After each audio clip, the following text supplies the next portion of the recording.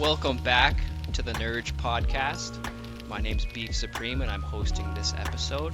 Here with me we have Big Head, as usual, and Chef in the middle here. I'm not even in the middle. Oh, you're in the middle on mine. Oh, well, I guess in the video too, when I edit it, I guess I can put myself in the middle. Yes, please do. And also, Chef, just going with it, eh? Yes, Chef. Yes, Chef. Chef, okay. So today we have a partial theme for Halloween, and I'm going to start us off by asking what each of your favorite childhood costumes was. It's okay, you're not in court. Your Honor, I would like You to fooled me. plead the something. You see this guy? So today our episode is about. Yeah. Well, go on then. Okay, what's the thing in the background though? I saw you hanging on the door, but what is that? You can't tell what It's that like a is? Well, like you hung it up, and it's like it looks like a. Oh, is that what it is? It looked like a zombie without like half a body. Yeah, it's just really small. It's like a miniature man ripped to pieces. Okay, I saw a video on Look how Instagram, I think, progressive Halloween's and getting. it was a person that. How miniature people can be ripped in half. Dude. Well, but meanwhile I'm wearing French fries, so like it's the light and the dark. I saw this video on Instagram. There was this person that put like lights in all their windows, and they put like these white drapes, but the lights were like kind of an amber color, and they put fans so that the drape kind of like ruffles, and it looks like a fire. From outside, looks like an actual like hell inside of like a house. But I would never do that in like a neighborhood because it looked too convincing. You just know like an old lady's gonna walk by and call like 911. Yeah, Do you think like sure. how often do you think that happens on like Halloween night where some old lady like thinks that there's actually like a dismembered body or A something lot, on like her sure. front lawn and like calls 911? I bet you it happens every year. I thought you were gonna say with fire, but like if it was fire, I think it'd be Christmas that would happen because people have the Yule logs on their TVs. And like if you have your That was a blind meme shut actually or where something. somebody on that topic, like there's a meme where somebody phoned the police for a fire and they were recording from their apartment, and then the fire truck got there was no actual fire, so they zoomed in on the camera and it was a Yule log on the screen. Yeah. Oh no. So I bet you it happens. But like every also, why year would you for call both holidays? with like the Yule logs though? It looks like a fireplace. Like why would you call 911?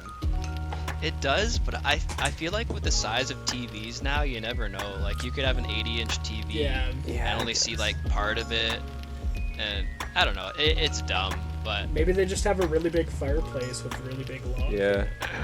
But yeah, I think on Halloween, Like a giant tree trunk. I bet the police station and like the cops just absolutely hate Halloween. Like for the parties, for the prank calls, and then also like probably the people that are actually calling 911 that are just like they actually think they saw a murder or something. Yeah.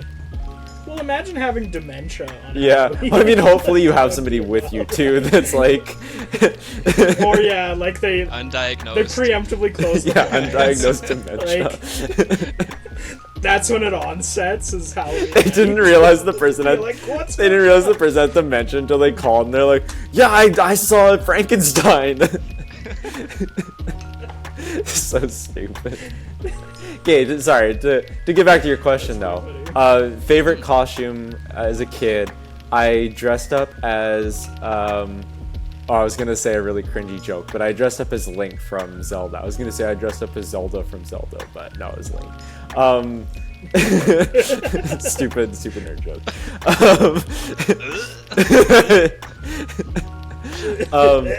But like my grandpa, he like cut out like a shield and like painted it like the master like shield, and I had like the master sword and everything. I have the Master Sword somewhere here too.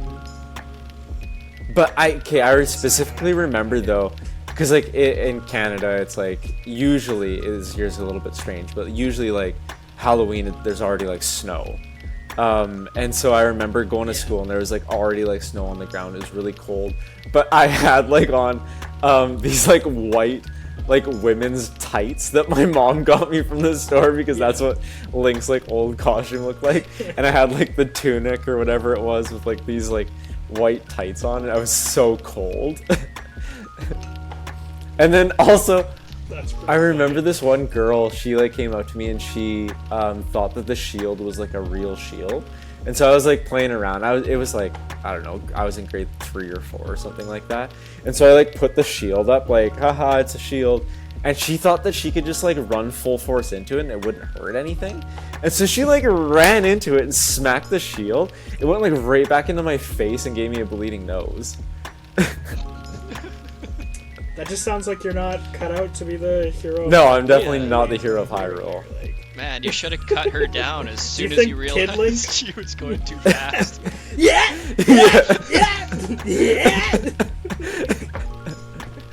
God.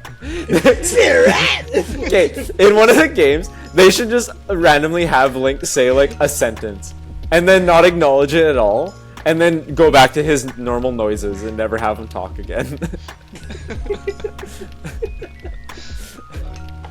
But yeah, that was probably my favorite costume.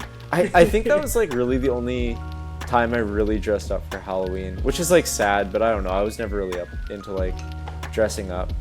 But I think the easiest one is always like Scream, because all you need is the mask and like the black like robe. That was a big thing back in the day. And like, did you ever hear about recently, so with like the Scream franchise becoming popular, do you hear about it's not really a problem per se, but the ghost face masks were selling out like really rapidly at Halloween stores, because on TikTok there was like a trend that went around about like sexy ghost face. Oh and, yeah, like, damsel in distress. So like it started to become a thing where like couples were trying that in the bedroom. So it's like just one Halloween like a year or two ago, like, but it's like people had to do what they had to do to survive and have fun during COVID. So. Yeah, I bet that's probably a big like thing during Halloween is like the murder fantasy. I'm sure that happens a lot. Yeah. Like the damsel in distress, or not damsel in distress seems like a bad way. Yeah, but it's like the there's no good way to put it. The murder victim and like yeah, it's just like, you know, prey and predator. I just have a or whatever fantasy about being hunted. Yeah, like I just have a fantasy about being hunted by a big, sexy, large fry from McDonald's. You know, it's just. Oh wait, you have like the perfect. Oh jeez! Oh god! You have the perfect like crossover costume. If you just got like an orange like wig that like went up like this, you could be Fry, because like Fry from Futurama and like French That's Fry. That's pretty funny. Yeah, true. You'd be French Fry. Have like he wears like a red jacket, right, and jeans. French. Or yeah, just like no, Bonaparte, like a Napoleon. Fry, just Napoleon Bonaparte costume with the hair. You could be French Fry. That's a Bob's Burgers like Halloween costume. Oh, for sure. Okay, what was your favorite, Mr. Beef? What was your favorite? Well, I'm trying to think, and like, I don't know if my memory's bad or what, but I don't think I dressed up very much either. I remember one year I had one of those like skeleton masks where it had a hand pump and it would like pump blood down through the mask. I totally forgot about those. And I thought that was the coolest thing ever, so that was probably my favorite. Otherwise, like, I dressed up as, you know, like Dracula, which sucked because I put like fake blood dripping from my fangs, and it was so dry and so itchy that I was just like scratching my face the whole time. And then it actually started bleeding? Well, not quite, but it was just like gross. But yeah, I would say that mask. But yeah, I think the toughest part about Halloween here is that it's cold. Like you have to budget what you're wearing to keep you warm if you want to enjoy trick-or-treating. Oh, I remember one. It makes it so hard. Yeah, I remember one Halloween. It was like, it must have been like minus. I think it actually was minus 30. It was the coldest Halloween I ever remember. It was like probably like grade 3 or 4. And me and like some of my friends just went around like our neighborhood, like that our elementary school was in. And yeah, like you can even tell that we were dressed up because we were all bundled up in our winter stuff. It was like, it's kind of sad, but I mean, it was still fun. And like while you're going, like you can like have snowball fights, and it was good memories. But yeah, it is kind of a weird situation where you're like, you dress up and then you just bundle up in like coats and stuff too. Mm-hmm. Yeah, that's such a... See, that's where you gotta either build the costume over the coat, have the coat be a component of the costume. Yeah, that's a good idea. Like, yeah. We weren't that smart as kids. Just because like I knew as a kid I refused to wear a costume that ruined the aesthetic of what I was going for. So it's like I'd rather suffer and be accurate. Be lore accurate. Because if Mario was here right now, he would also be freezing to death. Yeah. Okay? I guess I was just never like that smart as a kid. Because like I just wanted to be Link. It was like my favorite character. Or I just wanted to be like, I think one year I was like Pikachu. Oh, I should pull up the picture. Okay, sorry, go on. I'm gonna pull up this picture and show you guys. You should have worn the off-white tunic that he has at the ice place. That would have given you ice resistance. Well, yeah, like now, I guess back in the day he had like, I guess Ocarina of Time he had some different stuff, like the water tunic and the fire. But still, I think like realistically it wouldn't have been that warm. But like now, if you went like Tears of the Kingdom or something like that, now they have lots of winter type stuff. Let me find Tyler, this you photo. disappeared. Your video feed disappeared for me. Oh, did I? I'm still on mine. I can see. Oh yeah, I'm still on mine. Yeah, can you see me? As long as it's recording. Oh yeah, we're good. No, it just went. Yep. Mine went to a black screen and it has like a little symbol in the middle. Oh, hopefully it comes back. Oh, weird. Yeah, it still says it's recording. Yeah, it says recording continues That's smoothly. Live video will return when their internet improves. No, my internet's fine. Yeah, that's his costume. Yeah, when it went out, I should have been like, ah!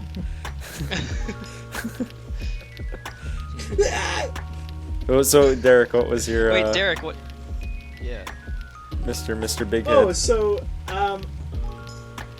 I dressed up like pretty much every year from like kindergarten to like grade 10 or something. Like I was really invested in Halloween. My mom loves Halloween. Like she had like a tickle trunk from Mr. Dress Up of like costumes that my brother and I had. That she had. Sounds so bad. Okay. No. I know the reason it sounds bad. I guess it doesn't sound bad to anybody else except for like me and a couple of our friends that lived in Edmonton, because in Edmonton there's a sex shop called the Tickle Trunk on White Ave, and so. Yeah, that's where my mom used to take me for Halloween shopping. Okay, wait, here. Here. Oh, perfect. How adorable. That is a classic. That's me in the middle. What are you holding? So, you'll see from the shoes that this was that was a Halloween bowling tournament, because everybody, well, maybe you should know that I'm an amazing bowler. And I won like regionals. He could beat any kid. Oh, I could just destroy any kid. 8 to 9. Yeah, but I was the regional like YBC bowling champ at this age, and we're wearing the bowling shoes because this was a Halloween bowling tournament. And I'm pretty sure that we got like snacks, and they told us to hold them up. I still have like vague memories of like this actual thing happening. And they told us to like hold the snacks up, so I'm pretty sure I'm holding beef jerky. That's good. It's just like that famous painting of like the farmer. Yeah. When we were just holding beef jerky. Pikachu holding a beef jerky. Yeah. Okay, sorry I cut you off. So Tickle Trunk. Yeah, so like, I share a similar experience with like the irritated face, because I did werewolves like a lot of years when I was really young. Except my parents would like put like a black paint on my nose to make like the werewolf nose, and then we did, and I'm not joking about this. They glued fur to my face. Oh my god. I'm not joking about that. They actually glued fur to my face. Safely, I'm assuming. But so werewolves were pretty fun because one year I did like a werewolf in like a fur suit. Then I did like the classic werewolf where I wore like a Canadian tuxedo because you know, like that one like 1920s one. So I had like a jean jacket, jeans, and then werewolf. I did Mario for a lot of years. Okay. That was one of my favorites. That was also interesting because I had a fake mustache that I had to clip into my nose. Did your brother dress up as Luigi? No, did you ever do like sibling costumes? We did Harry Potter and Ron once. Oh, okay. So he went as Harry and I went as Ron. As an only child, I never had that experience. I'm trying to think if we had any like. I don't think never I had got that to experience either, like. So. Yeah, I guess you and your sister probably didn't dress up. You never have memories of like an older brother beating you up as Harry Potter and you're Ron. No. This wasn't in the movie. Oh man, if you ever had a twin, what are the twins from Harry Potter? That'd be actually, you'd have a lot of good costumes as George twins. And Fred. Yeah, twins would have a lot of good costumes. Oh yeah. Okay, sorry, go on. I would say like the weirdest costume I ever did was in middle school. And I made a Thing from Fantastic Four costume by myself. Oh god. And it was the most like dog shit. Just looked like a turd. Self-constructed. Oh god. So what it was, and like this is clearly not like my parents should have intervened for sure. So I had hockey gloves, like you know they're like the bulky gloves. Yeah. And I got like orange fabric and I sewed them onto the gloves. And then I drew with felt marker like rocky like shapes on the gloves. Yeah. And then I had a pair of blue track pants. Cause like in the movie he had like in the like live action version he has like blue track pants. And then I had an orange sweater that I put like random padding in my like shoulders and stuff so it looked like all like rocky and muscly. And then the mask. This was the most deranged part of it. So we had like, it was like pre-memory foam, but like, do you remember like there was like those rollable foam mats, but they like on the back side of it they were like cubed. I do vaguely remember that. It was like a foam mat, yeah essentially. But so we had an old one of those. So what I did is I cut up the foam mat because it was already pre-cubed. And then this is the part that my parents absolutely should have like stepped in for, but I don't think they realized how I made it. But I soaked the foam cubes in orange paint. Oh no. And like overnight they got orange, and then I sewed them meticulously to like fit around my like, so I had like an eye, like I could look out of it. And then I had it so that I could like have it underneath my chin, so when I talked, his like mouth. That's open. So involved. I'm actually really impressed that you did all of this. And but it was so bad though. Like it was not good. Like sure, it's like congratulations for the ingenuity kid, but you fucking suck. No, but still, like you're not an artist. It's still like that's cool. It's like a kid. Like how old were you? Like what grade? That was middle school. Yeah. So like. So that's pretty ingenuitive. Grade 6 or 7. So like. Ingenuitive? Yeah, it was like Isn't that a word? It didn't sound like it. I'm pretty sure that's a word. Innovative. No. I'm pretty sure ingenuitive is a word. If you say it confidently enough. But that year in particular. Ingenuitive. Wow, you look like a real idiot now. Is it actually? Oh, it's backwards. But yes, it is a real word. Oh, no, so suck it. Yeah. So suck it. It didn't sound like a word. I'm sorry. It didn't sound. Well, don't you feel stupid now? What is ingenuitive thinking? The ability to think creatively about a situation or to solve problems in a clever way. Yeah, okay, ask Jeeves. Could you imagine being on Jeopardy and your opponent did that too? It's like, beep beep. What is ingenuity? I don't think ingenuity is a word. And actually, yeah, correct. 500 points. My you fucking moron. My family used to. Oh, what did they call me? I think they called me Google or something for the longest time, and I hated it so much. Because, like, I hate being a know-it-all. Like, nobody likes to be a know-it-all. But, like, if you know the answer to something, and if you just, like, know trivia, you just always sound like a know-it-all. And so they started calling me Google. And I don't think they meant it as, like, a bad thing. But for me, I was like, God, I hate it. Yeah, it's an insecurity. Yeah, for sure. Oh, and with that costume, too, quick side note for it. For whatever reason that year I was like hyper obsessed with the Thing from Fantastic Four, and I took a puppet class. I don't know if you remember this, Hunter, or did you ever take the puppet class in middle school? Because we went to the same middle school. No, I think I took a sewing class, and we may have made puppets in that, but I don't think I had a puppet class. No. Oh, I have a puppet story for you after. Oh, okay. We made puppets and then did a play, and like the teacher gave us like basic like puppet stencils for like a knight, a wizard, a princess, a dragon, like medieval type themed characters. And I just made fucking Thing from Fantastic Four.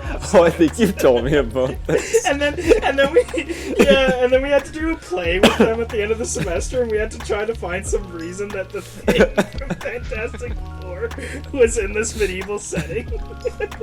Oh, that's funny. Anyways, but yeah, I would say maybe that year was fun for Halloween. So I'll go with that answer. In middle school, for us, in art class, we had to make these puppets. And I think they were like marionettes, so like they're not real marionettes, but like we had to sew, and then we made like a paper mache, so you blow up the balloon, and then you put like the paper on the outside, and it makes like a head kind of thing, and it just taught like a bunch of different skills, and then eventually you have like this puppet, and you string it up, and it does the thing. But mine, you got to choose your own what you wanted it to be, and I chose like a 1970s like disco guy, so it had like a big afro, and it had like a white suit and everything, and like the sharp lapel and everything, but mine ended up just like looking really, really cursed, because it's like, well, they all look cursed, but mine in particular. And so it was like the running joke with our family, because it would like just kind of like stayed at my grandma's house, and it was just always there, and it looked super creepy, and like my cousins were all afraid of it.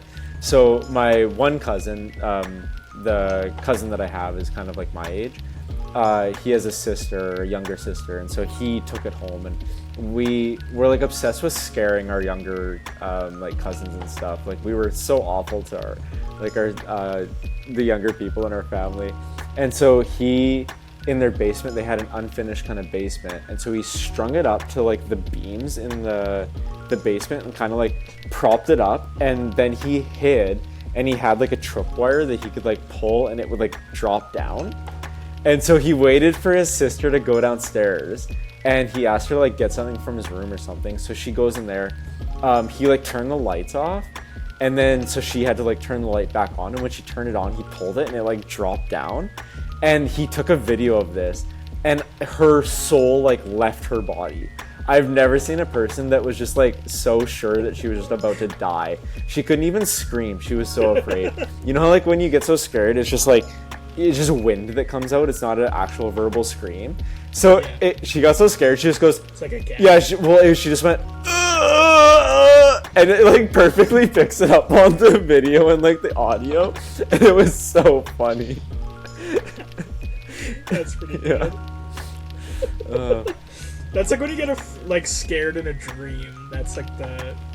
Yeah, it's like nothing came out. Like you just like gasp out of like we also had these like Hawaiian masks that our aunt got from Hawaii a long time ago, and they just like stayed in my grandma's basement.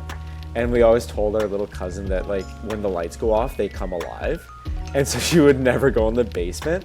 And then we would like tell her to go down and get something, and the light switch was at the top of the stairs, so we'd switch the light off, and just like she must have so many like traumatic memories of like this happening. Like we messed her up for sure.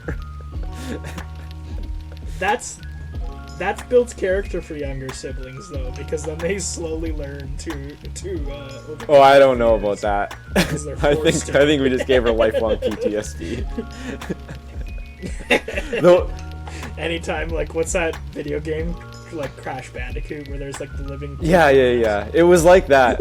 Yeah, it was like that. He's back! He's in the video game now! I remember too, one time, my aunt, she had this maroon colored like minivan, and there was always like boxes in it. And at my grandma's house, we had like this really old man mask. So I put the old man mask on and I hid behind the box, and then I got my cousin to say, "Oh, can you go out to the van and just grab this?" So my little cousin comes out. She's like really young at this time. She opens up the door and I jump out with this mask. That was the only time that I actually felt bad, because I think I actually did some emotional damage on her. Like, she was not right after that. That one was mean. She laughed a little quieter. Yeah, that one was mean. It took like probably a year for her to trust me again.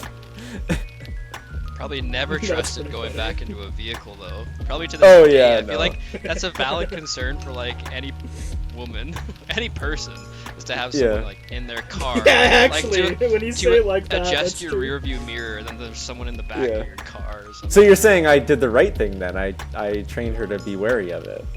I think she already would have been scared, and now she's just terrified. Yeah, I know that one. I did actually feel bad about that one, because that one was a little bit too far, and like in terms of like how much that affected her, like that one really scared her. Yeah, that came up in therapy. 100%. 100%. Yeah, she never spoke after that again, but. Did I? She never came out of her bedroom. I can't remember if She's still there to this day. Like, we put the tiki mask right in front of the door, and she's never come out. What were you gonna say, Derek? That's pretty funny. Oh, I can't remember if I've told this story on this podcast already, and that's bad. You've done 3 episodes. It's about Halloween. Did I ever tell? Yeah, exactly. That's where I'm like, am I an old man already who tells the same story over and over and over again? So what monster would you guys eat? Did I tell you guys about?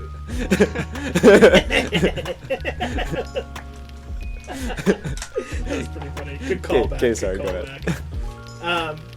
Did I ever tell you guys the story about my mom on Halloween? The gorilla No, I suit? don't think so. Oh, I haven't told you about this? Okay, I was like, I tell this story a lot, for sure. So this is the Halloween experience, and this is a trauma, like, growing experience, too. So when I was a kid in elementary school, on Halloween one day, so like I mentioned, my mom, like, loves Halloween. She loves to dress up. She worked in long-term care for her career, so she would always dress up with, like, the residents and do, like, fun activities with them and stuff. Like, even to the point where an old man, when he died, what he used to do before he died is he had a glass eye, and he'd put it in his hand. This could go so many ways. My mom's hand good morning. Okay. And then she'd look in her hands, and she'd have an eye in there, and he just liked to do it because he was like, he thought it was funny. So when he died, he like got the eye made into a necklace. Oh. And then my mom wore it one year. No way. My mom wore it one year when she was like a classic witch for Halloween, because it was like perfect aesthetic to have like an eyeball. That's so weird, but also amazing. And it was like a good way to remember him. But like, he fought in like World War II, like just a wild guy. Anyways. So, what's that necklace you got there? Oh, it's just a dead guy's eye. I took it from him. Yeah. So when I was a kid, I was at school, and like I knew my mom liked to dress up for Halloween. She'd often like come to the like events where like parents would help like set up and stuff. But she always liked to have fun with it. So like I was always kind of prepared that something was gonna happen, right? Except I didn't anticipate this level, so I just didn't assume it was my mom, and I was terrified. So I left my classroom to go use the washroom. And the elementary school I went to, it's like he came around from like the classroom I had, he came around this short hallway, and then he came to like this Y, and there was two just long hallways, especially to a kid. Like, the hallway looks like it goes forever kind of thing. And the bathroom was, like, right at the edge of the B, so I didn't have to go far to, like, get to the bathroom and then come back to my class, but I could see down these two hallways. So I'm already, like, you know, just, it's Halloween, it's creepy, right? So you're a kid, your mind, like, constantly makes up fake scenarios kind of thing. So, like, I look down the hallway to the right, nothing, and I look down the hallway to the left, and there's a fucking gorilla, like a literal, like, standing ape, like Planet of the Apes style, just staring at me. And I was like, at first I was like, okay, is that like another child? And like the force of perspective or whatever is just kind of weird, or however you say that phrase. And I was like, no, that's like a man-sized monkey. Like, that's an adult. So like, of course I wasn't terrified that like a monkey was in the school. I was just terrified that there was like an adult in a Halloween costume. But for whatever reason, across my better judgment, I was like, you know what? Whatever. I gotta pee. So I go to the bathroom, I pee, you know, do the classic childhood thing where you drop your like pants to the ground, lift your I never did that. Okay. You never saw kids doing that in urinals growing up? You might be alone on this one. Yeah, I haven't seen that. I didn't do it, but like, sure. I didn't do that, but I remember that all the time. No, not me. All the not time me. at the urinals. Yeah, there's a friend of mine. Yeah, sure. But yeah, so I go to the washroom and then I come back out and the gorilla's like now halfway down the hallway. So I'm like, okay, fuck this. Like, this is getting scary, right? So I like stop and I make eye contact with the gorilla and I realize it's closer to me, and then I just like, I'm about to start running and then it starts to run towards me. So I'm like, oh shit, I take off literally screaming into my class. And I run into the classroom like terrified, and I get like the teacher's assistant. And I was like, please help me, there's a gorilla. There's a gorilla about to kill me. And she's like, yeah, it's Halloween, there's gorillas out there, someone's probably like playing a prank on you. And I was just like, but it's an adult. Yeah. So, like, that's the scary thing here, is that there's like an unknown adult in the building. That was your like, help me. That was your it moment. Like in the movie, yeah, like that's so what like, it would be like. Yeah, exactly. So we go into the hallway, and the gorilla's not there, and she takes me down to like the edge of the hallway. We look down both long hallways. There's no gorilla. So I'm like, okay, like I just, for the benefit of the doubt, I was like, okay, maybe I just got overworked about something. Let's go back to class or whatever. And the day goes on, and I go to like another classroom for like another party, and she's like, I guess my aunt, it's kind of hard to explain. Aunt's just the easiest way to explain. I don't have to get into like genealogy. Yeah. That's too. So, but my aunt's there because my cousin, I guess, was in my grade, right? And she's at that other party, and she's like helping out the parents and stuff. And then I'm in the classroom, and I look up at the door, and the monkey opens the door. And I'm like getting ready to like defend myself, and at this point I'm convinced I'm the only person who can see the monkey, right?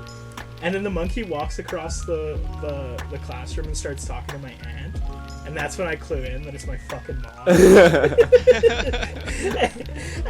and then she takes off the mask, and it's my mom, and like I can't tell you like the level of like relief, comfort, because like when you're a kid, you see your mom, you're like, oh, it's mom, yeah. Like I'm safe.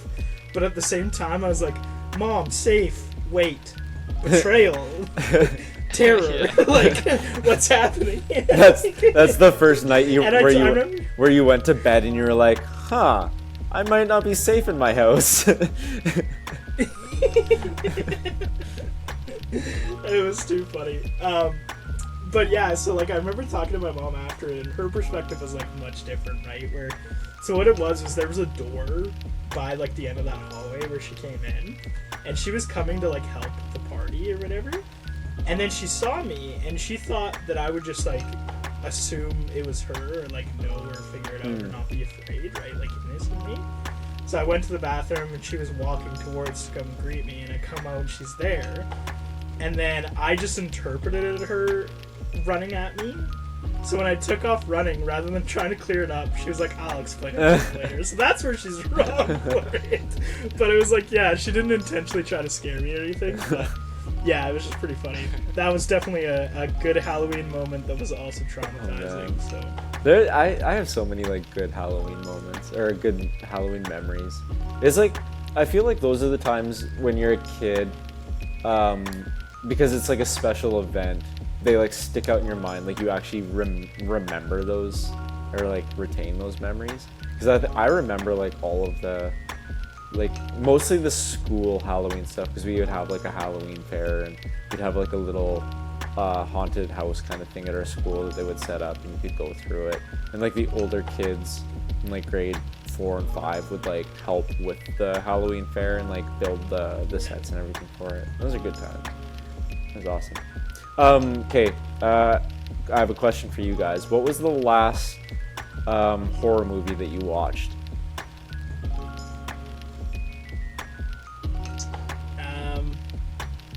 I have one. Do you have one, Supreme? Yeah, I think the last one I watched was Talk to Me. Oh yeah, that's like a pretty new one. I still have to watch that one. What would you think of it? I liked it. I mean, I don't know if we talked about it on here or not, but it was good. It's kind of like a normal trope, right? It's kind of like a Ouija board, a take on a Ouija board, but then it expands into this sort of limbo, like somewhere between heaven and hell that you're connecting with. Yeah. Have you ever done a Ouija board? Yeah. Did you have an experience with it? Well, kind of. Like, looking back on it, nothing happened, but obviously you both know Rain. Yeah. It was in like the attic of her house, and her parents' house was like a very old home. Like it's a heritage house now, I think. And so that was creepy to begin with, but it was the classic story of there's like 5 or 6 people there, I think. At least 4 of them have their hands on the little panel, and the shit's moving, and it's going to like yes and no, and nobody's claiming responsibility for it moving. And so it's just like the classic experience of someone moving it but keeping it low-key enough for it to be believable, and at least that's what I tell myself now. So, yeah. I kind of want to do one. That's how you cope with it. I mean, I'm not like a person that's that believes that like there are real ghosts or anything like that, but at the same time it just like, what if, you know? No, I'm the same way, but it's also like I admit that I don't know much, so like it's possible. Yeah, I don't know, it's just like it's hard to explain, because I like would never ever think that I'm a person that like actually believes that spirits are talking to you or anything like that. Like in my mind I know that, but at the same time it just like, do I really want to open that door for like the point? It's a survival. Yeah, there's something like innate like inside of you that's like, there's maybe like a point, like 1,000th of a chance that, you know. That's why we're like nervous to eat new food, because you don't know if it's safe. Soup isn't a new food. Like soup's just bad. No. I know soup's not dangerous. It's just bad. We'll save that for a different episode, but no. We'll have a whole soup. Yeah, we'll have a whole soup episode. Okay, can I share a short story about cold soup, aka cereal? Okay. This was my Friday morning disappointment. So I pour some cereal, put some granola in there, and I'm pouring our like lactose-free milk in it. And then we're almost out of milk, so I dumped the whole thing. And at the very end, this little blob comes out, right in the middle, on the top of my cereal. And in the middle of that blob is just like a ball of mold. And then I like look closer, and like the milk had created this like web in between all of the pieces of cereal. Ew. And I was like instantly like, well, I'm not fucking eating that. Was it expired or just? It wasn't, like, according to the best before, but I find if you drink like most of a can of milk or a container of milk, and then that little bit sits for a while, that goes bad really quickly. And I think that's what happened. But I was so disappointed. This is such like a It was the fucking symbiote from Spider-Man. Yeah. You could have gotten superpowers. He could have become the milkman. Go dig through the milkman. New superhero idea. Oh man, Derek, our superhero, the Cucumber Man. No, and the Milkman. So I don't know if we ever told you, but this is another episode too. We'll talk about Cucumber Man later. But just the short of it is, I don't even know how it came up. But we were talking about like new superheroes, and somehow I said something about Cucumber Man. But you know how they like shorten it, so it wouldn't be like Cucumber Man; it would be like Cuke Man. But when you write out Cuke Man in a text, it seems to be pronounced Cuck Man. And so, and that then changes things. Derek was like, "You can't call it that. It can't be that." And I'm like, "Okay, yeah, you're right." And so the alternative that I came up was Cumberman. Oh, no. No, it's Cucumber Man or nothing. There's no short. Anyways, I do know what you're talking about, because I also feel like plastic milk containers, stuff goes bad in them like really, really quickly. But anyways, that's such a horror movies. Latest horror movie that you watched. Yeah. Anyway. So the reason I brought real quick, back to the Ouija board. No, go ahead. So with the Ouija board, I have like a pretty different opinion, because when I worked at Toys R Us, we sold Ouija boards, and there were some that took double A's that at that point I was like, nah, none of this is real. Like, where it's like, if it was, why would we sell it to children? And then second of all, why would they have batteries? But that's just like, maybe that's just like, I will agree with you both. For fun. Like, obviously it's for fun, but you know what I mean? Like, people know it's a gag. Yeah, like maybe there's like a real Ouija board or something. Like, you know what I mean? Yeah. Like, if you want to, for a second, get into like, it's real, then the toys wouldn't hurt you, but maybe like the real ritual board would, right? But where I agree with you guys, because I had a moment. So a coworker of mine, he used to always love like just like teasing people, right? And like kind of trying to get your goat and stuff like that. And rarely would anyone ever try to tease him back. So one day I did, because he was raised pretty Catholic, and he was terrified of the Ouija boards. And we got one returned, and he's like, hell no, like that's clearly they returned it because somebody's dead, like, and part of his job was to like deal with the returned products, so he like kept avoiding it all day long.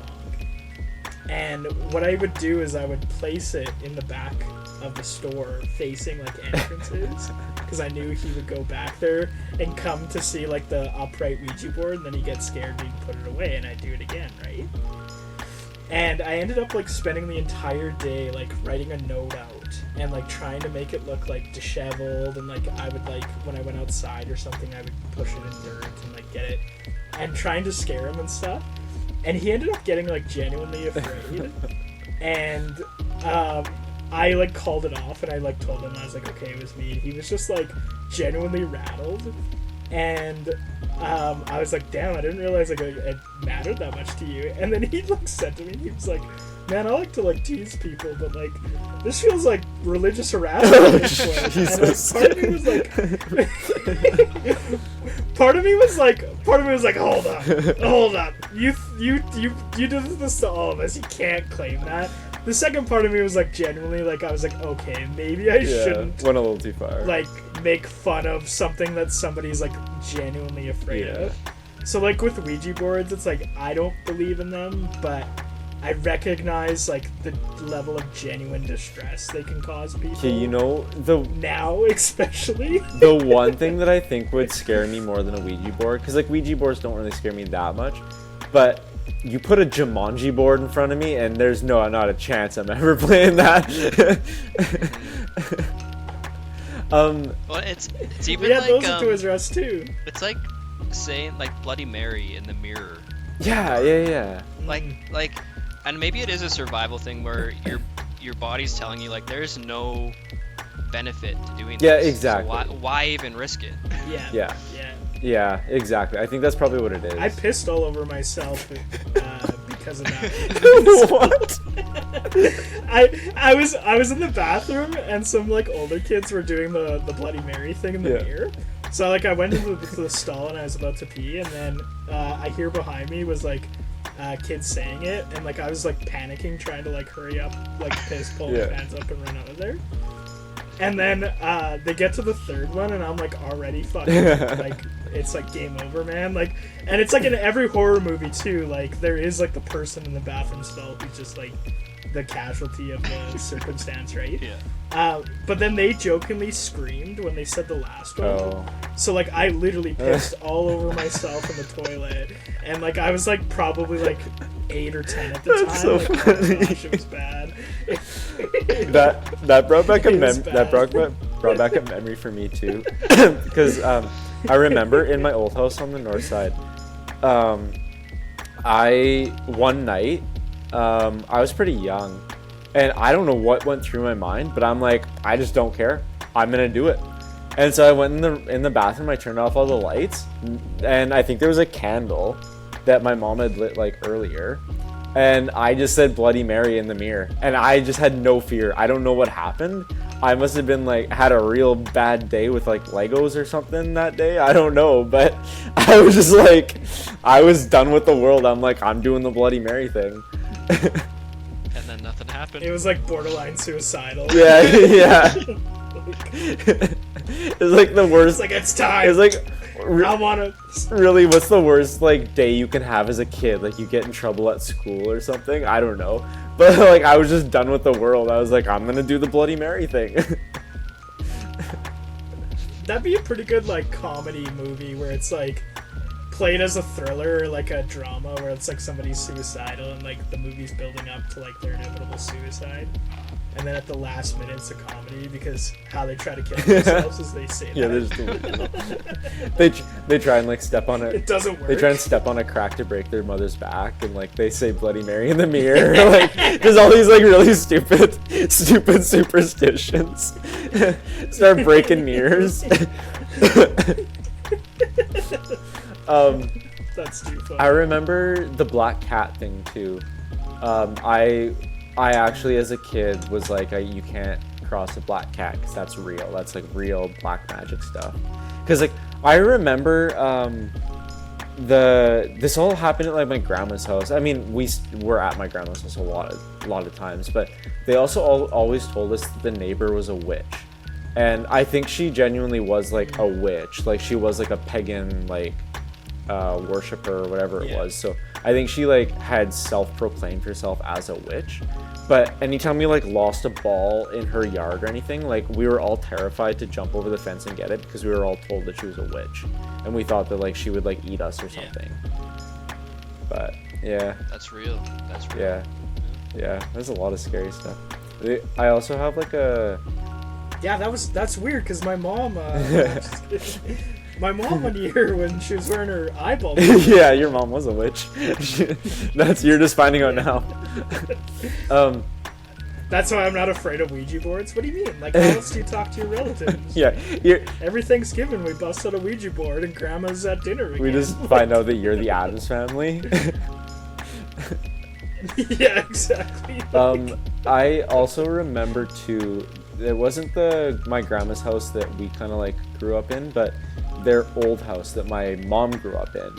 They were told that it was a haunted house. Like it was a well-known thing in like our city that it was like a witch used to live there, and then they got the house after that. And they do like recall like creepy stuff, and I'm sure there's explanation to it, but the one in particular, my grandpa was he was a pilot, and so he would fly all over the place. And one week he was in Chicago, and during that week my uncles, they shared a room together, and they were probably, I don't know, like maybe 12 or something at the time. And they remember, and they both like independently tell this story, they remember one night a man coming into their room and sitting on the foot of one of their beds and having like a conversation with them. And they thought it was like my grandpa. They thought it was their dad. And they had this full conversation with him, and he got up and he left, turned off like the light in the hallway, and then just they went back to sleep. And then they woke up in the morning and they went out to have breakfast, and they were all excited because like Dad's back, maybe brought us something from Chicago. That's where he was at the time. And my grandma was like, no, he's not coming back for like a few days. So like, did somebody break in? Or was it like we don't know? Oh man, I would love to see the perspective of like a drunk man who like was their neighbor. Well, and he like came home from the bar, he like goes inside the house, and he's just like, he sits down at the edge of the bed and he's just like, well, kids, yeah. And he's like, he has 2 kids too, and they have a room. And then he's talking to him, and he realizes it's not his kids, it's not his house. Well, I think. Good night. Yeah. Like one of the creepy things too is that we had they had a family friend, and like it's small town like southern Alberta. Like we didn't lock our doors back in the day, like that kind of thing. Yeah. But they did have like a family friend that like was very familiar with the family that used to live with them and everything. So maybe it was him, but at the same time like we just like nobody knows. So like they really genuinely do not know if this guy like who it was. And memory's weird too, right? Like so, like I don't want to like devalue their experience and stuff because like obviously something did happen. Like yeah. But how it's remembered, how it like the perspective, like how old were they again? Yeah, and like their kids, like they were like 12 or 13, I don't know, yeah, but yeah. Yeah, no, I'm sure it was like something maybe it was harmless. I'm sure it was like just the family friend or like whatever. But yeah, like it's creepy that they both have like independently have told me this story. And like, yeah, my one uncle is like, he tells like tall tales. He likes to joke around and everything like that. But my other uncle is like a straight shooting, like would not ever tell a lie kind of thing.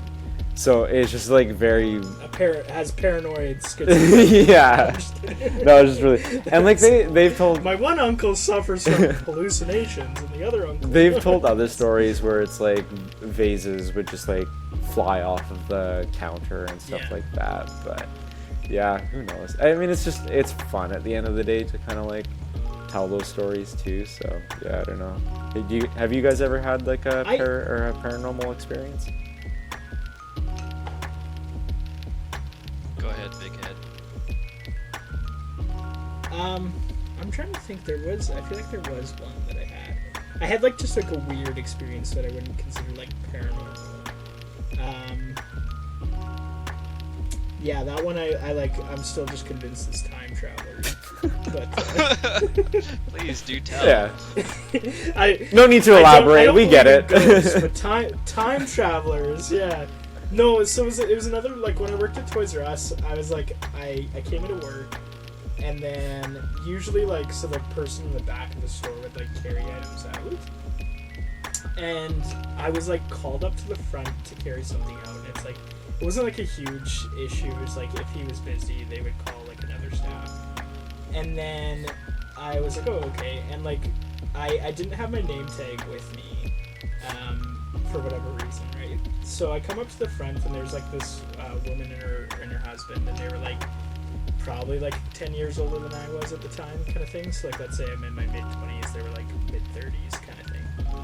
And they had a kid with them. So like the husband was holding the kid, and then the wife was talking to me, and I was helping them out to their car with like a car seat. And she was like super interested in like my life. So she's like, hey Derek, like how have you been? And I'm like, good. Do I like know you? And she's like, oh no, I don't. Like she like kind of kept brushing away from that, and I was like really confused by it. And she's like asking me like really personable questions that like only family and friends should know about me, right? Like it's not like commonly known information about me. Not even stuff like a coworker would know about me, kind of thing. And I'm just like talking to her, giving her the benefit of the doubt, because like I just was erring on the side of caution that I didn't want to like offend like a family member I didn't recognize, right? So I was like, oh, when I like talked to her and all this stuff, and then she was like really like, she's like, like, be good, Derek. Like, you know, it's like, it's nice seeing you again. Like, I haven't seen you for a long time, kind of thing. And I'm like, yeah, you too. Like, have a great day. Like, enjoy, like, the rest of your afternoon. And, like, the husband was, like, really shying away from, like, looking at me and stuff. And it was all just very weird vibes, right? And I came back into the store and I, like, asked, like, the like, staff that was on till. I was like, oh, like, why'd you call me up for it? And she's like, oh, like, she requested you. And I was like, what? And I was like, how'd she know my name? Did you tell her my name? And because I realized I didn't have my name tag. She's like, no. Oh. Like, she came up to me and asked for Derek and stuff. So, like, I spent, like, the next, like, 2 months of my life asking all my friends, asking all my family, like, if they could at all think of who it could have been. That's weird. And, like, no one could figure it out. So, like, what I convinced myself is that either her or her husband are my child from the future. And I came up with this giant, like, time traveling theory, was that I died before the birth of my grandchild, so they wanted to bring the grandchild back to see me. Oh, did they look like further you? Yeah, like, they could have passed for family members for sure, like, easily, right? That's weird. And then I came up with this time traveling theory that I was like, okay, time traveling's real. What point in time would be, like, acceptable to visit a relative, and, like, in what context? And I was like, Toys R Us during the Christmas season, you'd have pretty good cover. Yeah. You'd be very busy, like, all these things, and I was like, it's starting to seem pretty plausible. They shut the door and start driving away, and you look down at your hand and it's starting to disappear. Well, no, that doesn't make sense because, like, I'm there, like, they would be disappearing. Yeah, that's like, true, yeah. Yeah. That's... The car crashes. No, I'm kidding. That's I pretty have to watch creepy. Yeah, it was really weird, but yeah, so I just convinced myself that, like, one of them was my child from the future. That was my grandchild that I never got to meet because I died. And the only time they're allowed to, like, come back and visit me was when I worked at Toys R Us. Like, and they can't come visit me any other time because it'd be too much of a dead giveaway. Well, that's pretty sad. You're gonna die a tragic death. I'm looking forward to it. Well, I mean, you got a little bit of time. At least you'll have kids. Yeah, don't believe in first. ghosts though. It's the side. At least you know you're gonna have kids. Yeah, so. yeah, exactly. No, yeah, exactly. And they seem pretty happy. Like, my grandkids seemed like they were living a good life. Yeah, they don't hate you. They wanted to come back. And yeah, see I just you. find it funny though. Yeah, exactly. So it was a good thing. They were mournful having to see me again. So they just start crying as they're walking away. That's where I would be like, nah, there's something going on here. But yeah, sorry. I just think it's funny that I was just, like, so against ghosts, and now I'm like, time travel. Yeah, time travel is definitely real. That's fully possible, and in fact, I've met time travel. Going back to the... It's just fun. It's just fun to believe that stuff. Like, it is. And, like, I feel like you kind of stop... as you get older, you kind of stop buying into that kind of stuff, and it gets less fun. And it's like, sometimes you just have to let your imagination go and, like, think about those things. Because I remember, like, watching, like, on, like, YTV back in the day, like, Mystery Hunters or whatever they were called. They would, like, go around to, like, haunted places in Canada, and, like, or they would, like, go find the Ogopogo and stuff, and it was just, like, really fun, and, like, you put yourself in those situations and let your imagination go. So yeah, I don't know, it's just fun. Oh, cryptids is an interesting one, but that one I feel like is a complicated one too, because so a lot of this, I was gonna say, I took a sociology class, and we did talk about, like, the phenomenon of, like, ghost towns and, like, the prominence in southern Alberta, and, like, how hauntings and, like, stories of hauntings are often connected to, like, tragedies and, like, economic change of communities and stuff like that. So, like, trying to explain why, like, urban legends start and why stuff like that. And, like, if either of you have seen the movie Candyman, like, that's a pretty good movie that I think tackles that perspective of, like, sociology versus urban myth versus culture and economic class. And all that kind of stuff, like, to explain tragedy and to explain loss and stuff like that. What was I gonna say about? What did you just say? You're talking about cryptids. I had another train. Oh, I was saying like cryptids, YTV, so, like watching like mystery hunters and stuff like that. Yeah, and like so like that hunting of like the cryptids and stuff. Like part of the complications with that, and I never knew this till just recently actually, is that a lot of cryptids are like indigenous. Yeah. Well, I was gonna folklore. mention like And the Wendigo is a big one. It's like an actual like.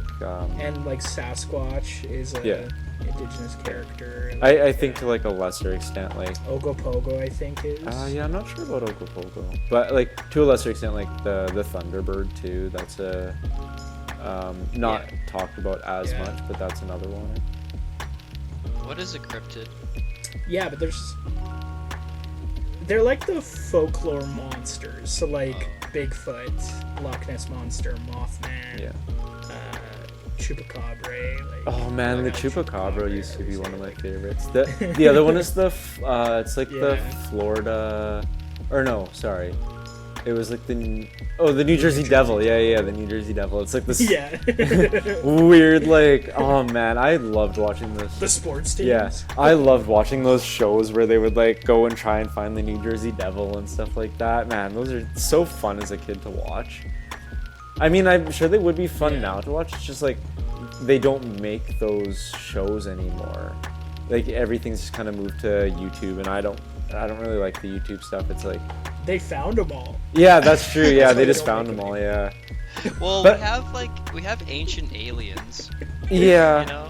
I don't know. Yeah, that's true. I wasn't into the aliens as much. Oh man, that just brought up a really weird memory. Okay, this is gonna be a really weird one. So, I vividly remember this. There was this show where it was like weird alien stuff and like just like stories of like alien abductions, and I can't remember the name of the show, but it was on like, I don't know, TLC or something like that. Maybe not TLC, that'd be a weird one, but you know, one of those types of channels. But it was this one story of like, I'm pretty sure all that happened was a woman cheated on her husband with somebody and got pregnant. But she said that she got abducted by aliens and the aliens got her pregnant. And so that's why she's like, no, husband, it's like, I didn't cheat on you. Like, I still love you. It was the aliens. And I remember her rationale for it was that the sperm that was found on the bed after this happened, when the husband found out, was orange. And so she said that it was aliens. I don't know why that stuck in my head for so long, but like I vividly have that memory. I don't know, the logic checks of out. Watching this show where she said that an alien abducted her, got her pregnant, and his semen was orange. That's all I remember. That checks out. I believe her. Yeah. So it's weird. Undeniable. I have. So weird. Oh yeah, absolutely. I don't have any paranormal stories per se. I have one that's probably anticlimactic, but a friend and I went for like a super late night walk in the coulees, and like it was like pitch black. Like we went down kind of on the west side. What's that park? Not Pavan. Is it Pavan or Popson?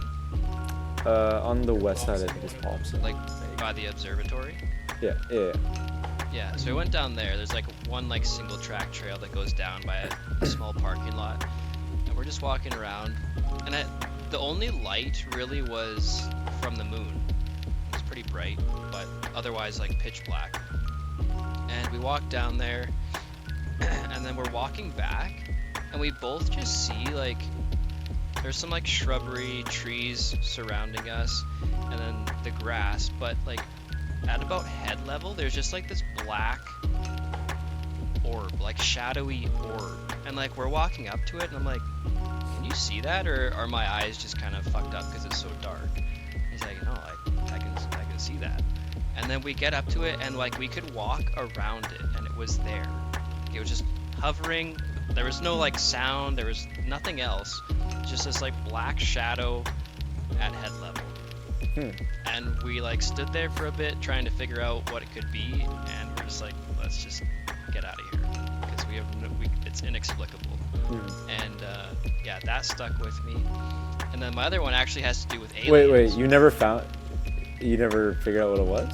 Yeah, I like how you just casually. Yeah, you were like this anticlimactic. I was waiting for you to. Like, and I just. Yeah, I was waiting for you to be like, oh, it's like it was like a bunch of bugs or like something. No.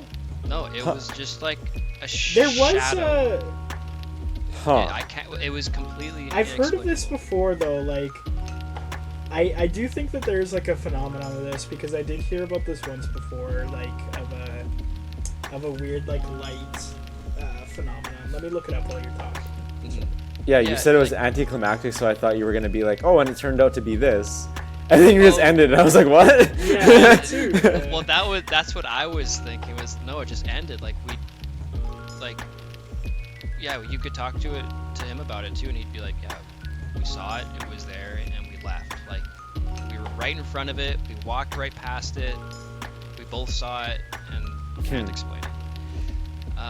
The other one is just purely aliens. And so a friend was leaving my house and say goodbye, close the door. Then I get a text from him and he's like, bro, like, come outside. And I go out and we're just standing by his truck and he's like, what's that? And we look up and there's just like 3 amber lights in like a triangle kind of formation, just like smoothly moving across the sky, like super slowly, just creeping across the sky. Is that Starlink? This was in like be back in the day though. Like 2010. Yeah, wouldn't have been around. Oh, okay. Because I was like, I did see Starlink once, and I was like, what the fuck? Yeah, well, and then I looked it up, and I was like, oh. Yeah, I know there's a lot of weird stuff that you can see, especially like on the West Coast in the States with some of the tests that they do. But this was just like 3 amber lights moving across the sky. Hard to tell how high up it was. Like, I would say at least as high as a commercial plane, like 30,000 feet or higher. I can't say for sure, obviously, but that's kind of what it looked like. And yeah, we kind of just watched them move across the sky, and that was it. Like, that's weird. I don't think I've ever had like an alien. I've just got to use the washroom up a couple years. Okay. Yeah, I don't think I've. Sorry. I don't. Sorry, podcast viewers. Go do the shirt thing. You can pull it up like this. I've never heard that. No, I've never heard of anybody doing that. I heard. I had a friend's little brother had to get naked to poop. I've heard of that before. Yeah. I kind of get it though. Like I kind of. I don't. I mean, I think there's like. I never needed to do that. I never felt the need, but like that urge to be like, I don't want anything near what I'm about to do. I get that. I'm about to unleash something so heinous that my clothing can't be around it. Yeah. Wait, who was it? Wait, it wasn't Derek who said that they had to like. Oh no, it was someone else. Maybe I should wait for Derek because this is funny. Okay. Oh, there he is. He's back. Yeah. Perfect. Okay, Derek. I'm realizing, could you see that I'm not wearing pants? Yeah, I saw you. I just, okay. My ass? If you didn't, well, like, I saw your leg, but if you didn't say anything, I would have just thought that you were wearing, like, sweatpants that kind of made it look like. Oh, I didn't notice it. I didn't notice anything. I honestly, it was like... totally, I was like, when I... Sorry. Bro, that's funny, because I saw it and it was like, oh, you must be wearing, like, sweatpants. But I definitely saw it. No, I'm not wearing pants. Oh. I was like, right when I walked away, I was like, oh shit, I'm not wearing pants. I'm not cutting that out. Talking about strange phenomena. I ain't cutting that out. Paranormal. Okay, I was just gonna tell Tyler the story. I don't know. Oh, because you went to the bathroom. We started talking about how, like, I had a friend whose little brother had to get completely naked to poop, and then it reminded me that a friend that I think you guys know too. I won't out him, but he told me that when he was a kid, before he could poop, he'd have to like run up and down his hallway repeatedly. I know exactly who you're talking about. Oh, you do? to like psych himself up for it, or like? I guess so. So I was just imagining like his parents in the living room, and then him just like. And then takes a shit. Just jumps up and down. Gotta get it moving. Yeah, anyways, I wanted you to hear that. Okay. That's funny. I forgot where we were at because this took a real weird tangent, but I was gonna say the last horror movie that I watched it a couple nights ago. Have any of you, it's like a real big cult classic, but have either of you watched Rocky Horror Picture Show? Not recently, but yeah. I mean, it's not really a horror movie, but it's like Halloween. They show it at Halloween and stuff like that.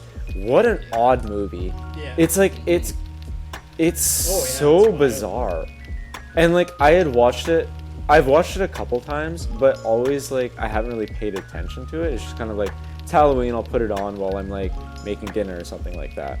But this is the first time where I actually like watched it, and then I also like looked up the lyrics and stuff online for like what the songs mean and everything. What a weird movie. Like, he's making the monster, he makes Rocky because he wants to turn him into a man in 7 days, implying that he wants to like make him like raise him for 7 days and then have sex with him. That was my interpretation of it. But also, I think it's like, isn't it supposed to be that he has sex with the woman or whatever? Because then they have like a sex. Well, he has sex with all of them. Like Rocky and the woman. Oh yeah, Rocky does. Yeah. So that's what makes what is his name? He has a really funny name. Frankenfurter. Yeah. So that's what makes Frankenfurter like mad, is because the woman kind of like, quote unquote, like ruins Rocky for him. But also Dr. or Mr. Frankenfurter or whatever his name is, he also has sex with like both her and the guy, like the boyfriend as well. So he has sex with both of them and then gets mad at her for having sex with Rocky. And then he like murders the guy on the motorcycle that he had in like the deep freeze, and then serves him at dinner. Like so many just like crazy off the wall things happen in that movie, and then it turns out they're aliens. I didn't remember that they were like aliens from the planet Transvestite or something like that, which is like, I mean, some of it aged really well and some of it aged really poorly, like in terms of like LGBTQ inclusion and stuff like that. It aged well because it like, that was like very like progressive at the time to like even have those concepts on the screen. And I think that's why it flopped at the time, because people were uncomfortable with it. But yeah, I don't know, what were you gonna say? Oh yeah, I was just gonna say, like, it became, I think, a cult classic for that reason. Like, it was quite like liberating, because like even Halloween as like a cultural phenomenon has often been an opportunity for people to express themselves in like a public way. So like there's like a lot of conversation right now around, like, you know how like every year somebody would like dress up as a good girl because it was like fun, right? So like there's a lot of conversation around that in two aspects. One is that considered offensive now because it's like you're making fun of like somebody who's trans. So it's like, why is it funny that like a male transitions to a woman? Why is that humorous to us, right?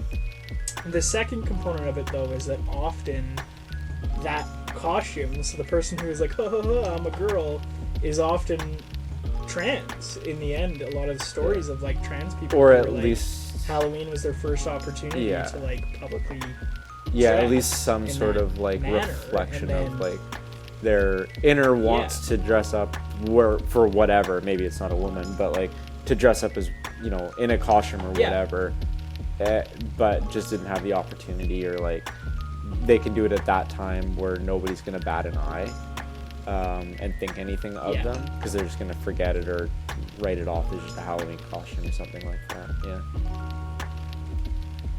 Plus, like, and this is like a weird tangent too, but like Halloween. So again, with like Rocky Horror and that, but like, so Halloween, the circus, stuff like that, historically have often been used to like,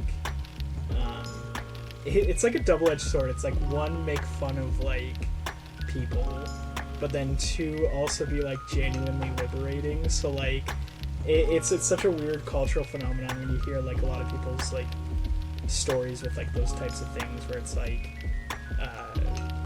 scary monsters and freak shows is like really like tongue-in-cheek about like political opinions of people of marginalized communities, or a way for somebody in a marginalized community to have like genuine respect to, in a weird it's kind of like a weird double-edged sword. But like Rocky Horror Picture Show is like a perfect example of that, right? Because it is overwhelming, because it really like is a shattering movie for like normative experiences, right? Like everything in that movie is like wacky and wild for like the time it came out, in terms of like just suggesting those concepts of like unfaithful marriages, like homosexual relationships, like transgendered individuals, all that sort of stuff, right? Like sexual freedom, like all that stuff. So like, yeah, it is genuinely like pretty like overwhelming to be exposed to that movie. And like, even in our current culture, right? Like, yeah, I was interested in it too afterwards, and I started reading up a little bit on like the writer of it, and like it was obviously a musical before it ever became like a movie, but the guy that wrote the musical, apparently he was like unemployed at the time. He just went off somewhere and kind of like locked himself in and wanted to write this musical.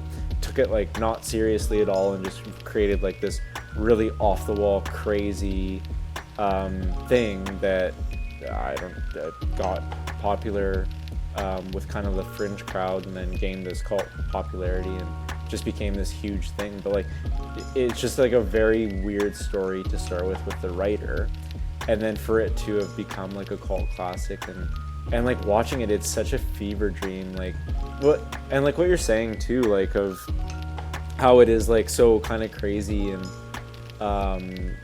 for the time and everything like that. The themes of it too are also just like, for being such a silly movie, are the undertones are like very like on the point, in terms of like, let's say like the sex scene with like Frankenfurter and the boyfriend. Like it's not like this thing where he thinks it's wrong. The boyfriend doesn't think it's wrong because he's having sex with like Frankenfurter. He thinks it's wrong because he's cheating on his girlfriend. But he really doesn't bat an eye at being with Frankenfurter. It's the fact that he's cheating on his girlfriend. Yeah. So that's just like, for the time, that was so ahead of what anybody else was thinking. Yeah. Yeah. Anyways. Yeah, it's a very interesting like. That was the last one I watched. Well, you're not really super into watching a lot of scary movies, though, are you, Derek? Are you? Oh, yeah. Oh, okay. Yeah. What was the last one you watched? The last one I saw was The Blackening. What? Have either of you seen it? No. Yeah, it's an all black horror movie. It's really good. Now that you say that, I haven't watched it, but I've seen the trailer for it, I think. It's really good. It does like a really good like job like being like a genuine horror movie, but it's a horror comedy. But then also like just addressing like racial stereotypes in horror movies and stuff like that. This is a spoiler if both of you are okay with this. And then our audience, I'm sorry, skip the next however long I ramble on for. So at the end of the movie, the survivors of the movie,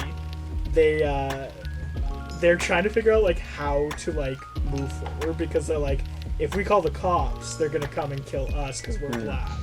So they're trying to think of a way to like get help, and they're like, okay, we clearly can't just walk away from this because if someone uncovers it, they're gonna blame us because we're black.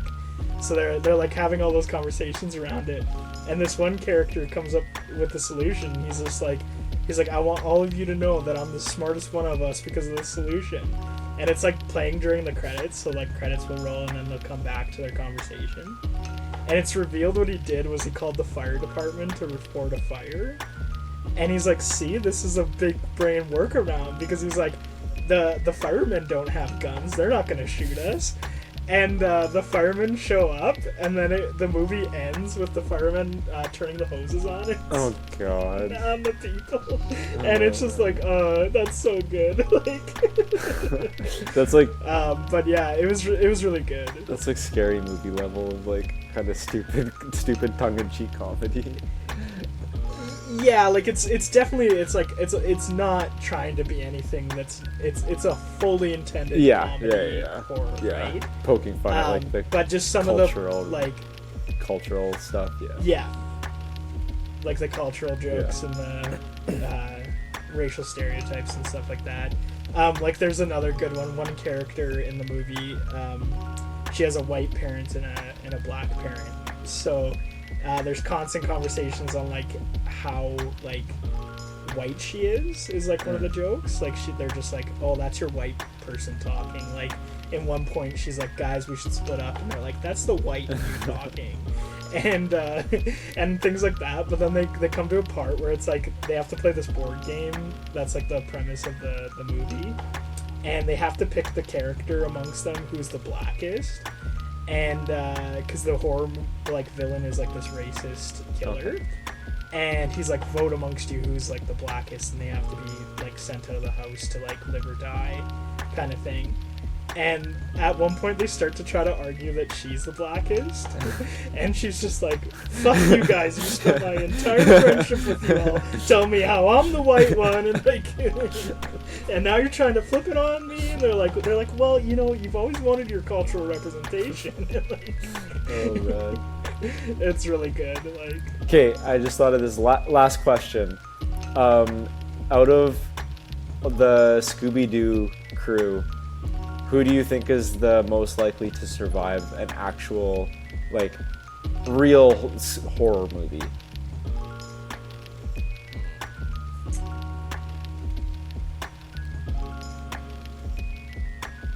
I want to say Velma. Yeah, I was thinking Velma too. Daphne dies for sure. I would see Daphne's top of my list for surviving. I think she survives a long time, but I think she dies for sure. Because her and Fred would both die. They could survive off a dumb Oh, luck. Fred has no chance. But like, so like in the Scooby-Doo movie, part of that movie is like Daphne like kind of proves herself as like being able to like be a competent like mystery solver. So like, okay, Fred. Yeah, I was gonna say, I think we can all agree. We can all agree that it's between Velma and Daphne, because Fred dies for sure. Scooby and Shaggy would be like the kind of the funny death that happens. You know, like there's always like in Scream or something like that. Just like there's always like a dog getting murdered. Yeah, I mean it's a talking dog. It's like half human. But like, you know, in like Scream or like any of those like like any of those like Cabin in the Woods movies where it's like the first person that dies is like always somebody does something like yeah, it's like the first person to die is like probably either Scooby, Shaggy, or Fred. Probably Fred. And then it's like the four of them left. We're not counting like Scraggy or any Scraggy-Doo, but and then it's like the four of them left, and like Shaggy and Scooby probably like split off from Velma and Daphne, and then like Shaggy or Scooby dies, and they run back to the other two, and they're like trying to explain it, and then they get stabbed in the back, and then it's Daphne and Velma left, and then one of them like sacrifices themselves for the other one. That's how I see how it would Yeah, go. I was gonna say a lot of them you have to take into consideration how willing they would be to sacrifice or defend. Yeah. Because I feel like everyone there is pretty selfless, including Fred, for the benefit of the doubt. Yeah. Fred is either dying like a hero early on, or he's dying as like a dumb himbo. Either direction, Fred's not making it. No, not a chance. Scooby, like, I mean, no one who ever did this would want to kill Scooby, of course, in the writing of it. But Scooby's a dog. I mean, dogs are so easy to kill. Like, not that I want to kill dogs or that I have killed dogs, but I mean, like, if I had to choose between, like, murdering a dog or a human for how easy it was, I'd pick the dog. So, like, as unhinged as that is, if I'm looking in the perspective of the killer. Yeah, so Scooby's dead. Shaggy too, I think Shaggy would sacrifice himself. I feel like he could survive if he didn't. Shaggy would get stressed out in the situation and like smoke a blunt and then be so high and like get murdered. Zoinks, man! I feel like that would be partially how he maybe could survive, because he would just wander off. And it wouldn't make any sense. Because that's literally Cabin in the Woods, the stoner guy is like immune to it, right? So like maybe Shaggy's that. I hated Cabin in the Woods. Offshoot. I hated Cabin in the Woods. It was so good until like the ending. The ending just ruined it so much. It was so bad. Like the underworld gods. Yeah, that was so dumb. I thought that was good because like it's interpretive, right? Like it's supposed to. I think like the intent is that it's supposed to represent. Yeah, I think maybe the visuals in the movie it didn't like have the impact that they thought it would. I think like the idea of it was cool, but just like the actual how they carried it out in terms of like on the screen execution. Yeah, I think it was just like very anticlimactic, and it just like it took me right out of it because it was genuinely like a pretty good movie up until then. Yeah, it's fun, but like I agree that it's not like a groundbreaking concept or anything like that. Yeah, I think it's Daphne or Velma. Part of me wants to go with Daphne over Velma. Well, yeah, going off of your whole sacrificing situation, I do think that Daphne would be more likely to sacrifice herself than Velma would be, if it came down to the two of them. Yeah. Yeah, that's fair. I think like Velma might be more like focused on surviving. Whereas Daphne would be like, "You go live your life, Velma." Yeah, I'm just trying to think of like you go slay Queen.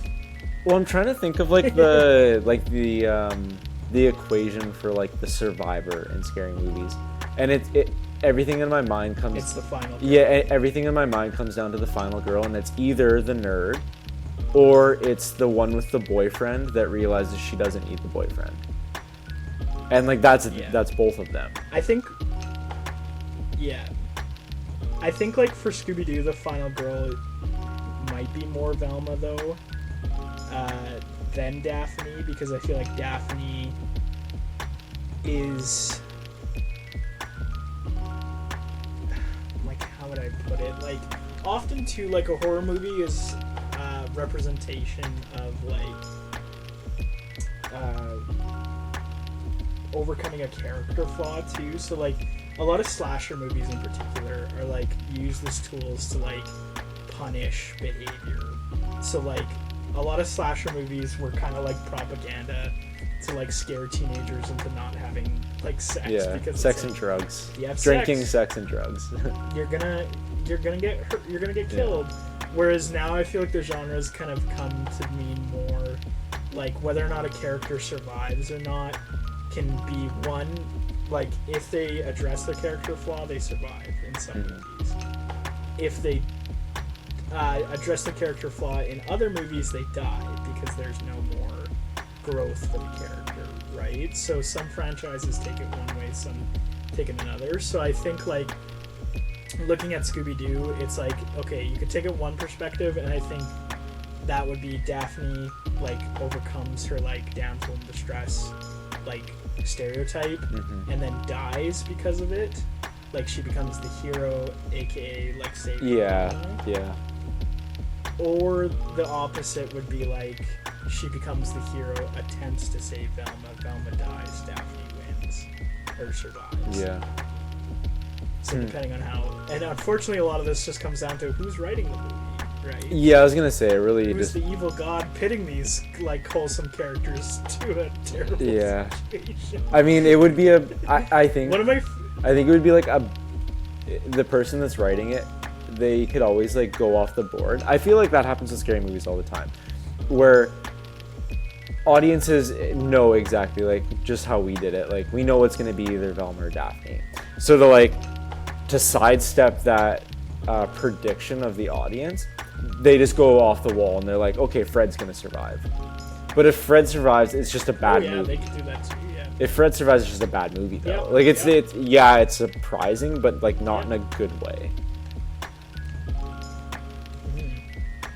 Or like they could take it any direction, right? But the audience expectation is there, especially with horror movies. Because there was this one like really cool video essay I saw on YouTube once. I can't remember who did this, but there was I feel like we've probably talked about this, Tyler, but I don't know like if Hunter would have been there when we talked about this. But there's like this concept of like justified death in movies, of like what the audience is willing to tolerate.